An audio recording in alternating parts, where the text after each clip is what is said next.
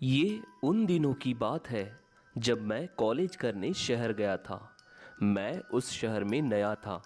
Hostel में मुझे रहना पसंद नहीं था, तो मैं घर वालों को कहा कि मुझे बाहर रूम दिला दो। मुझे बाहर रूम मिल जाती है। वो कॉलोनी काफ़ी अच्छी होती है। लड़कों को वहाँ पर रहने नहीं देते थे। वहाँ पे सिर्फ फैमिली रहती थी और मैं तो ठहरा था बैचलर, तो मुझे तो रूम नहीं मिलने वाली थी। कैसे भी करके मैंने अपने घर वालों को मनाकर वहां पर एक रूम देख ही ली और मुझे पहचान से एक रूम मिल जाती है। मेरी रूम फर्स्ट फ्लोर पर होता है। नीचे नल का पानी लाने मुझे जाना पड़ता है। अब सुबह उठना, पानी भरना, टिफिन करना और कॉलेज चले जाना, ऐसे ही मेरा दिन चलते रहता है। और एक दिन की बात है जब मैं सुबह सुबह पानी भरने नीचे जाता हूँ, तब मैं वहाँ पे एक लड़की को देखता हूँ जो कि बहुत सुंदर होती है और वो वहाँ पर पानी भर रही होती है। मैं देखकर एकदम सुन्न हो जाता हूँ कि आखिर ये कौन है। तभी एक छोटी बच्ची आवाज देते आती है, मम्मी मम्मी। मैं एकदम चौंक जाता हूँ, ये आखिर मम्मी किसे कह रही है? यहाँ मेरे और इस लड़की के अलावा तो कोई नहीं है। तब मैं देखता हूँ तो वो छोटी बच्ची उस लड़की के पास जाती है और उसे मम्मी कहती है। तो मुझे वो साबुन वाली एड याद आ जाती है। आखिर एक बच्चे की माँ इतनी सुंदर लड़की कैसे हो सकती है? सारा दिन मैं वही सोचते रहता हूँ कि आखिर ये इतनी सुंदर लड़की और उसकी इतनी छोटी बच्ची कैसे। बट बुरा भी लग रहा था कि वो शादीशुदा है। दूसरे दिन मैं जल्दी उठ जाता ताकि मैं उसे देख सकूं, पर वो उस दिन नहीं आई। मैं सारा दिन वेट करता रहा पर वो नहीं आई। तीसरे दिन फिर वही हुआ, वो नहीं आई। मुझे मन ही मन बहुत बुरा लग रहा था। मैं अपनी तैयारी करके जा ही रहा होता हूँ कि मुझे फिर से वो दिख जाती है, पर मैं तो अनजान आदमी, तो मैं कैसे उससे बात करता। अगले दिन फिर से मैं नल के पास जाकर खड़ा ही होता हूँ कि वो आ जाती है और मैं उसे देखकर फिर से फ्रीज हो जाता हूँ। मैं उसे देखते ही रहता बस, और मुझे कुछ सुनाई और कुछ भी दिख नहीं रहा था। मुझे बस वही दिख रही थी। मुझे कोई कुछ कह रहा होता है, मुझे सुनाई नहीं आता, पर मैं सुनना भी नहीं चाहता था क्योंकि मेरा ध्यान पूरा उस पर था। थोड़ी देर बाद मुझे वो हाथ लगाकर नल के तरफ इशारा करती है। तब मुझे पता चलता है कि मेरी बकेट भर गई है। मैं अपने बकेट को उठाकर घर ले जाता और पीछे मुड़कर उसे देखता ही रहता। फिर से दूसरे दिन मैं उसके बारे में ही सोचता। मैं उसका चेहरा भूल नहीं पा रहा था। मुझे बस वही दिख रही थी, पर दिल में ये भी बात थी कि वो शादीशुदा है। अगर आपने पहला पार्ट नहीं देखा तो ऊपर आई बटन में मैंने लिंक दिया हूँ, या फिर नीचे डिस्क्रिप्शन में लिंक पर क्लिक करके भी आप इसके पहले का पार्ट देख सकते हैं। तो चलो आगे देखते हैं। मैं रोज वही रहता, पर कुछ दिनों से वो मुझे दिख नहीं रही थी। मैंने रूम बदलने की सोचा क्योंकि मैं वहाँ पढ़ाई नहीं कर पा रहा था। मैं अब धीरे धीरे उसे भूलने लगा था। मैं रूम भी चेंज कर चुका था। ऐसे एक साल बीत जाता है। एक दिन मैं कॉलेज के लिए जा रहा होता हूँ कि मेरे बगल में वही भाभी दिखती है जिसका मैं दीवाना था। पर भाभी बहुत दुखी दिख रही थी।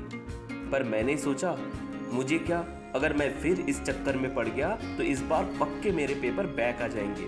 इसलिए मैंने तब उस चीज पर ध्यान नहीं दिया और भाभी को इग्नोर किया, और मैंने अपना पूरा ध्यान अपने पढ़ाई पर लगाना शुरू कर दिया। पर मैं उसको भूल ही नहीं पा रहा था। एक दिन मैं बाहर जाते रहता हूँ, भाभी मुझे फिर से दिखती है। मैं उसे न देखने की एक्टिंग करता, लेकिन क्या करूँ, मुझे रह के नहीं होता और मैं हल्की नज़रों से उन्हें देख ही लेता हूँ। पर तब भी भाभी मुझे काफ़ी मायूस दिखती है। मैं समझ नहीं पाता आखिर हो क्या रहा है। ऐसे काफ़ी दिन बीत जाते हैं। एक दिन मेरी लैंडलॉर्ड मुझे आवाज़ देती है, अरे सुन तो जरा, वो बाजू वाली आंटी के घर जाकर तो आ। उनके यहाँ छोटी सी बच्ची की तबीयत खराब है। बेचारी के घर कोई आदमी नहीं है। जी आंटी, बस अभी जाता हूँ। जब मैं वहां जाता हूँ तो देखता कि वो घर उसी का था और वो वहां पर बेड पर एक छोटी बच्ची के पास बैठी होती है। क्या हुआ भाभी जी, मुझे आंटी ने भेजा है। पता नहीं, रात से बहुत ज्यादा बुखार है इसे। अरे बाप रे, इसे तो बहुत बुखार है। आपने डॉक्टर को कॉल नहीं किया? रुकिए, मैं डॉक्टर को ले आता हूँ। नहीं नहीं, मैंने गोली दे दी, वो ठीक हो जाएगी। अरे ऐसे कैसे? मुझे समझ नहीं आ रहा था कि इतनी छोटी लड़की बीमार होने के बावजूद ये डॉक्टर को मना क्यों कर रहे हैं। मैं उनकी सुनता नहीं और डॉक्टर को ले आता। डॉक्टर आकर बच्ची को चेक करते हैं और उसे गोलियां देते हैं। चलिए डॉक्टर साहब, मैं आपको छोड़ के आता हूँ। और मैं डॉक्टर को छोड़ने जाता हूँ। आने के बाद मुझे भाभी जी पूछती है, कितने पैसे हुए डॉक्टर के? मैं कल आपको उनके पैसे दे दूंगी। पूरा माजरा समझ आता है कि क्यों डॉक्टर को ये मना कर रहे थे। नहीं भाभी, रहने दीजिए। अरे डॉक्टर मेरा फ्रेंड ही है, उसने मुझसे पैसे नहीं लिए। घर आकर मैं बहुत सोच में पड़ जाता हूँ कि जिसका चेहरा फूलों सा था वो आज मुरझा क्यों गया है। मैं रात भर वही सोचते रहता। उस रात मैं सो भी नहीं पाता। सुबह उठकर मैं पहले लैंडलॉर्ड के पास जाता हूँ और उनसे कहता हूँ,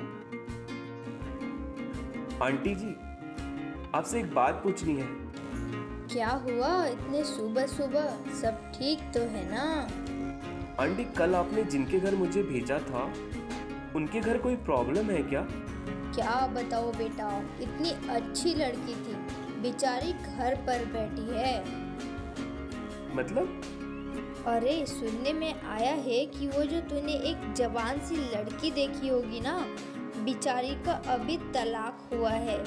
कुछ महीनों पहले उसके पिता का भी देहांत हुआ था। लड़का इसे बहुत मारता था और हमेशा अपने घर से पैसे लेने को कहता था। उसके कारण उसके पिताजी सब कुछ बेच दिया था कि उनकी बेटी खुश रहे, पर वो लालची इंसान का लालच ही खत्म नहीं हुआ। सारे पैसे लूट लिया।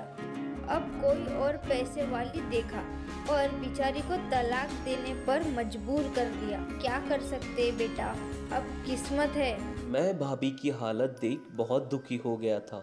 मेरे मन में बस यही सवाल था कि आखिर कोई पैसों के लिए अपने बीवी के साथ ऐसे कैसे कर सकता है। अब मेरे मन में भाभी के लिए और दया जाग गई थी। मैं उनका हाथ थामना चाहता था, पर मैं तो था कॉलेज में और मैं ये सब नहीं कर सकता था। मैं रोज कुछ ना कुछ बहाना कर भाभी के घर जाने लगा। ऐसे मैंने भाभी से दोस्ती कर ली। मैं भाभी को समझाता कि जो हुआ सो हुआ, आगे बढ़ो, आपकी बेटी है, उसके लिए तो आपको उठना ही पड़ेगा। ऐसे साल बीत जाता है और भाभी आखिरकार समझ जाते हैं और उनमें हिम्मत आती है तो वो जॉब भी ढूंढ लेते हैं और जॉब करना चालू करते हैं और भाभी अब खुश रहना भी चालू करते हैं। मेरी और भाभी की काफ़ी अच्छी दोस्ती हो जाती है। मेरा कॉलेज ख़त्म हो जाता है। अब मैं भी जॉब पर लग जाता हूँ। मैं भाभी के काफ़ी करीब आ जाता हूँ। मैं उनसे कहना चाहता हूँ कि मुझे उनसे शादी करनी है, पर मैं कैसे कहूँ? मुझे डर लगता था कहीं इसके कारण हमारी दोस्ती ना टूट जाए। ऐसे कुछ दिन बीत जाते हैं। बाद में मैं आखिर भाभी से कह ही देता हूँ, मुझे आपसे एक बात करनी है। मैं बहुत दिनों से कहना चाहता था पर कह नहीं पाया। मैं आपके साथ घर बसाना चाहता हूँ। मैं आपसे शादी करना चाहता हूँ। ये तुम क्या कह रहे हो? हाँ, जो आपने सुना वो सच है। पर मैं एक तलाकशुदा लड़की हूँ, तुम्हें कुंवारी कोई भी अच्छी लड़की मिल जाएगी। तो क्या हुआ, आपका डिवोर्स हो गया है तो? मुझे कोई प्रॉब्लम नहीं। मैं आपके बच्ची का भी अच्छे से ध्यान रखूंगा। कभी उसे पापा की कमी महसूस नहीं होने दूंगा। समाज क्या सोचेगा? आप उसकी चिंता मत करो। इस दुनिया में लोग कुछ दिनों के लिए कुछ न कुछ कहते ही हैं। अगर उनकी सोचते रहे तो हम जिंदगी जी नहीं पाएंगे। मैं आपको खुश रखूंगा, ये मेरी गारंटी है। अब आपको क्या लगता, आप मुझे बताइए। मुझे थोड़ा वक्त चाहिए। हाँ, आपको जितना वक्त चाहिए आप लीजिए। मैं वहाँ से घर जाता हूँ और बस वही सोचते रहता कि भाभी हाँ कहेगी या ना। दिन की सुबह हो जाती है। मुझे रहकर नहीं होता। आखिर मैं भाभी के घर चला जाता हूँ और भाभी मुझे देख स्माइल देती है। मैं समझ जाता हूँ कि हाँ है, मैं बहुत खुश होता हूँ और कुछ महीनों में हम शादी कर लेते हैं। और जो भी एक पति को करना चाहिए वो सारे काम मैं कर लेता हूँ। मतलब अपने जो भी कर्तव्य होते हैं वो मैं सब करता हूँ और उन्हें ज़िंदगी की सारी खुशी देता हूँ और आज भी वो खुश है। सो आपको मेरी कहानी कैसी लगी मुझे कमेंट में ज़रूर बताएं। साथ ही ऐसी कहानी देखने के लिए मेरे चैनल को सब्सक्राइब कर लीजिए। So thank you for watching this video.